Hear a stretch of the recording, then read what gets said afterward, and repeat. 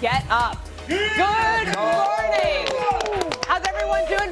What a welcome after a couple days off. Hope everybody was enjoying all of the soccer, all of the Wimbledon. You and I color coordinated here today. Great minds think alike. Vinny Goodwill, Jason McCourty, Courtney Cronin, Brooke Pryor. We've got Brian Windhorst here as well. So much soccer to get into on the way, but we start with our lead story. And stop me, guys, if you have heard this before. We are waiting on yet another LeBron James decision. The basketball world waits with bated breath to learn where he will play in year 24, and Philly remains a pretty intriguing destination. Sixers president Bob Myers was asked about what his pitch to LeBron would be. Here is what he said. If he was here, I'd say I honestly believe this is your best chance to win. You have to decide all the other things that are equally important. What I would just say is, if it's about winning, and that, let's talk about this team, because you can win here in Philadelphia.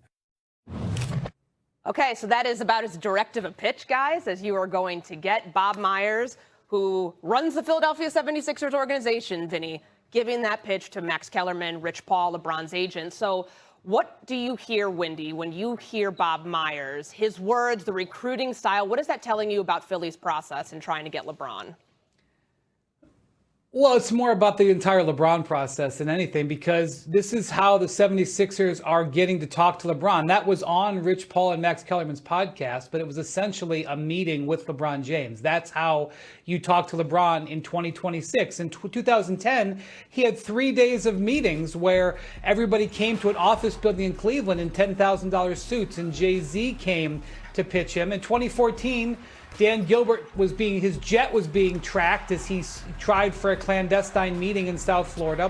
In 2018, Magic Johnson stood on his driveway until free agency opened and then walked into his house in Los Angeles to make the pitch. Now you come on a podcast, and this is where we go as LeBron plays golf and works on his short game. So this is a demonstration of how the game has changed and how long the LeBron career and free agency processes have been. Yeah, I'm amazed that he's still at the epicenter of free agency all these years later. You just referenced the decision, which was all these years ago, the anniversary being yesterday, July 8th. Are you amazed when you think about this process that he's still at the epicenter of free agency and dictating his own terms? Yeah, and I think it's for a completely different reason. You know, 16 years ago, the New York Knicks spent 2 seasons getting themselves into position where they could pitch LeBron James. He dismissed their pitch in a matter of minutes. And then now, because he's willing to play for essentially next to the league minimum, any team has the option to go get him. So it's a completely different situation. Back then, there were just really a couple of teams he was considering. Now he could consider 10 teams, as Rich Paul outlined on another recent podcast interview. I don't think he's actually considering 10 teams, but the idea is that somebody could get a player like LeBron's caliber for next to nothing in NBA dollars. And so while it is a repeating of LeBron being pitched, in some ways, it's extraordinarily different and very unique. Yeah, Vince, I want to bring you in here. When you hear Bob Myers in the words, the process that he's trying to use here, what stands out the most?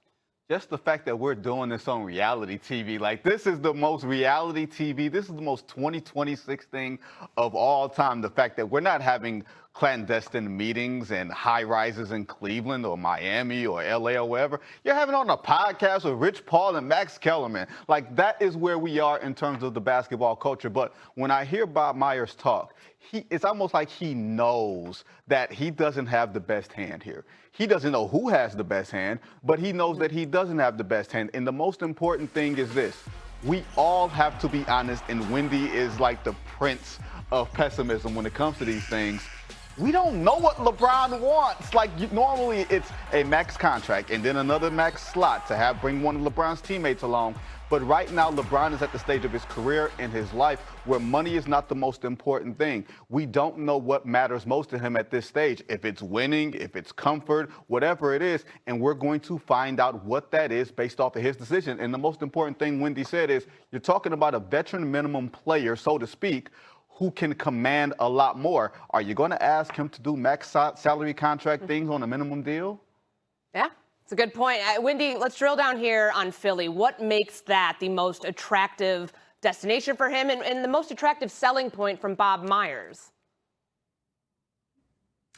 I'm not going to make that case because I don't necessarily know if it is the most attractive, because you're making a basketball case, and what LeBron has said is it's a happiness case. Can he be happy living in Philly? But I will say a big factor here is Tyrese Maxey. I know that so much of the focus is on Jaylen Brown because that's how Philly got into this conversation. They traded for Jaylen Brown last week. But the reason I think he's seriously looking at Philadelphia is because of Tyrese Maxey, and that connection is with Clutch Sports, his agency that he is, basically a founder of alongside Rich Paul.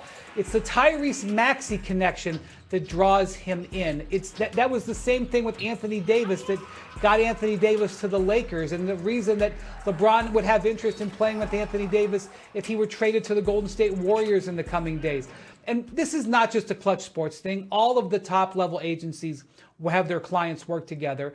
But this is a Tyrese Maxey thing. You would really want Tyrese Maxey sitting next to Bob Myers making the pitch, and I'm sure he has. Yeah, and that's the interesting part here, because I think once the Jaylen Brown trade happened, we all thought that might have been the biggest selling point. But we can start connecting some dots here via agency and seeing what might be the best fit for LeBron James. Maybe it's in Philly. Maybe he will help them win their first world championship since 1983. Okay, more on this in a bit, because the World Cup has now between the Lynx and the Suns.